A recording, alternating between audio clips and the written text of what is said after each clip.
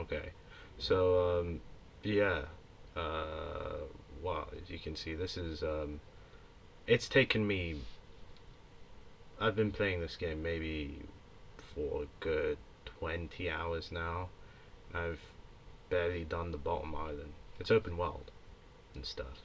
Um, yeah, that's the whole thing. Of course, you know, I'm, I haven't even touched the upper two islands yet. So it's based on Tsushima Island.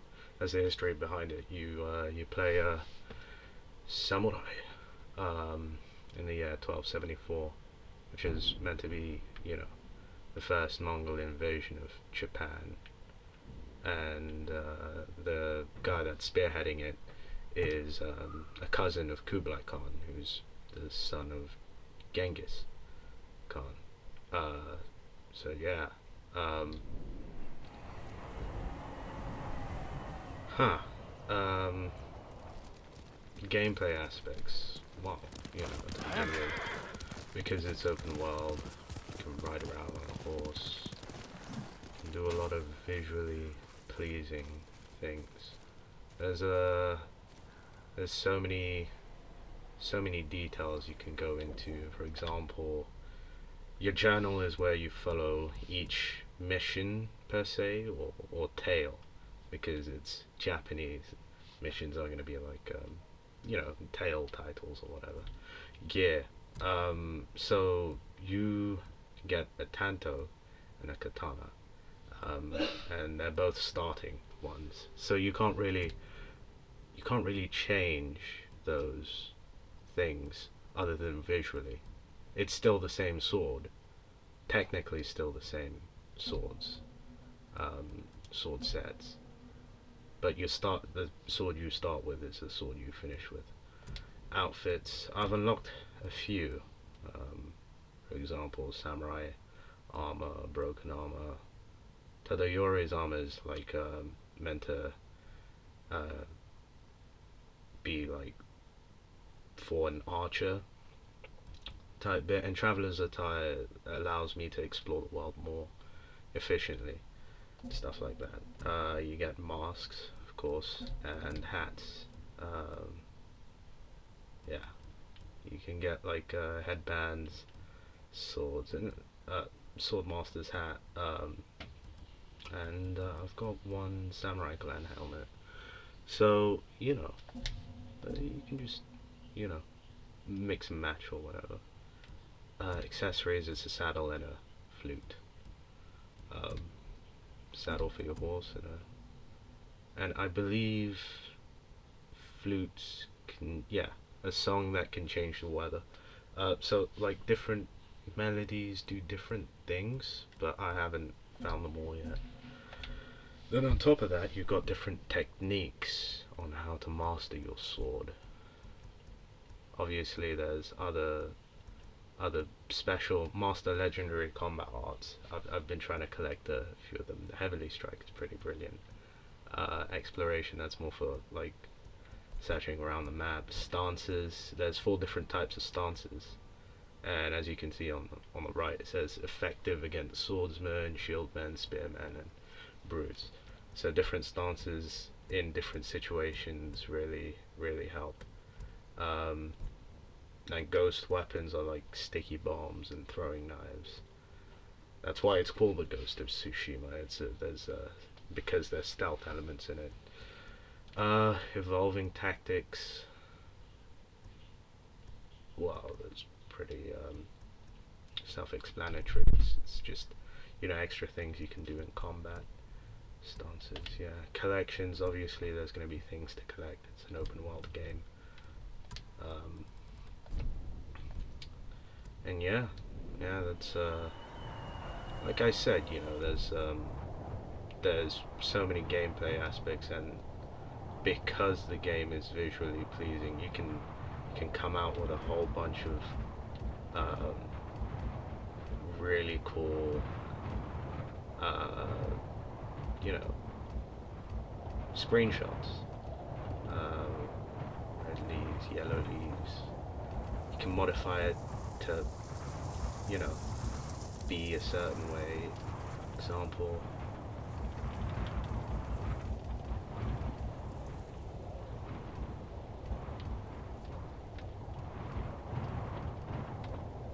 Yeah, I'd say that doesn't look like a half bad wallpaper if you think about it. Right. I've been messing about sending a few people some wallpapers. Yeah. That's yeah. fine. Okay. Now, because there's no minimap, the ways you get around is if you swipe up on a touchpad, it shows you the wind. You have to follow the wind to your destination. And I guess it makes sense because, you know, they took some elements out. They could focus on the game more graphically. Who will fight? Standoff. Of course, you can always challenge people up front, or you can sneak around and kill them. I hear some punch. That's my fault. Now, launch arrows, or you can throw sticky bombs. And, well, now like I was saying, you can change stances. He's got a shield, so apparently the water stance is best against him.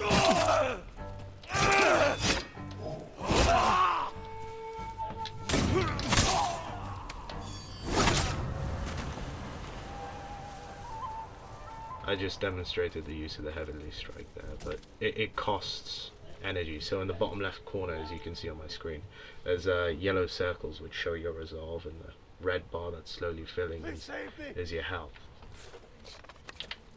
You'll be free soon. Thank you for saving me. Everyone says Komatsu Forge would have burned without you. There's no escaping them, my lord. They control every road in and out of here. Is that how they captured you? Yes. I was following the path, and they were camped nearby, waiting for travelers. Find a safe spot in the wilds until I've cleared the roads. Now you earn technique points by doing minor things, and well, yeah, like I said, you know, you end up getting different techniques. So I guess the next thing I should go for is, I mean, I don't know, there's a number of things I could go for. But in the end, it's up to you how you choose to play the game, and well, yeah.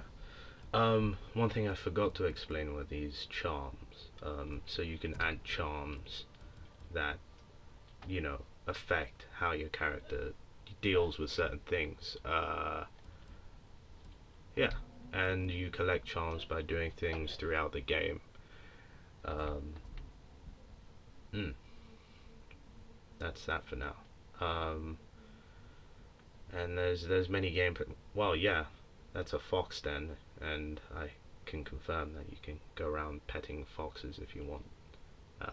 But you know, usually you follow foxes to certain areas in the game, and well, they, you know, do things. They usually take you to little shrines that allow you to increase the amount of charms you can equip. Traveler's attire. Seeing as I'm traveling about, you can switch gear whenever you want. And currently I'm in Ronin attire, which is more of a stealthy aspect. I'll go back to Traveler's attire because that seems to work best when walking around.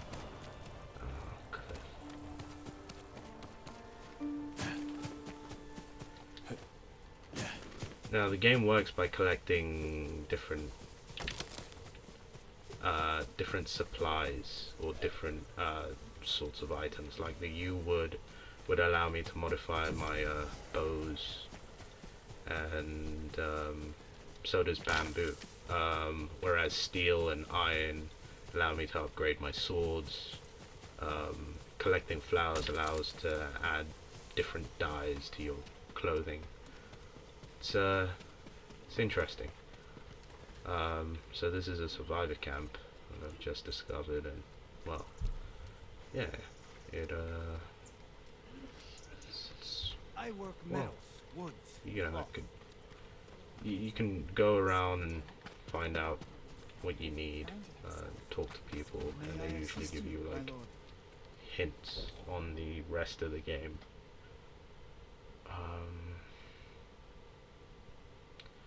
Maybe if I go to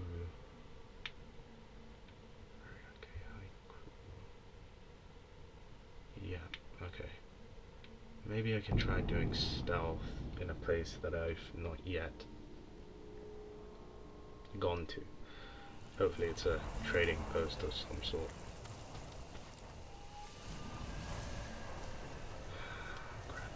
Okay, because horses are horses, you can summon them. Horse! And well, that's pretty much a trope in any modern game that involves horses. You don't have to actually go around and find a horse now, you can just summon it to you. These yellow trees are, this is something called the golden forest. And yeah, you can really see where the graphics come into play for the game. Those are bears, no, those are boars. You can hunt them, pick up predator hide again in order to upgrade your armor.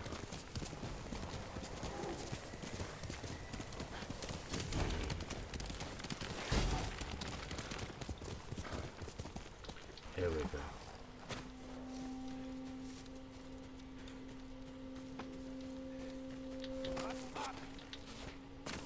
Now I've recently unlocked a thing called a well, it's a grappling hook. I forgot the Japanese word. But it allows me access to places easier. Now, in order for the stealth element to work, you can hit the touchpad and it shows you where things are. How do I go about doing this? There's 3 outside. I mean, there's going to be a point where I end up breaking stuff. I can see that, because it, as much as you can do the game in stealth, it's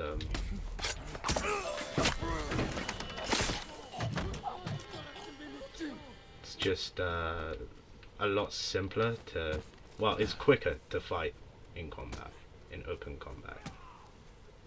There's 3. One's a brute, one's a regular swordsman, and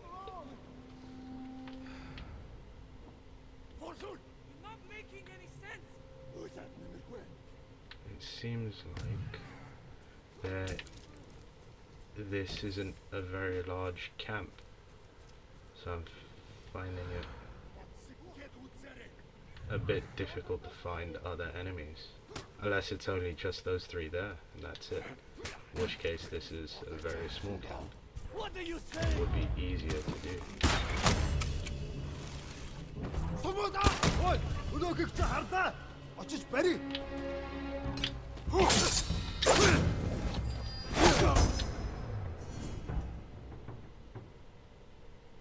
Yeah, that was way too simple to do. But that's about it. I mean, there's not much else. I mean, like I said, you know, you could play the game yourself and see, well, I don't know if you're actually gonna find a way to play the game yourself, but yeah, it's I reckon it's a pretty good game.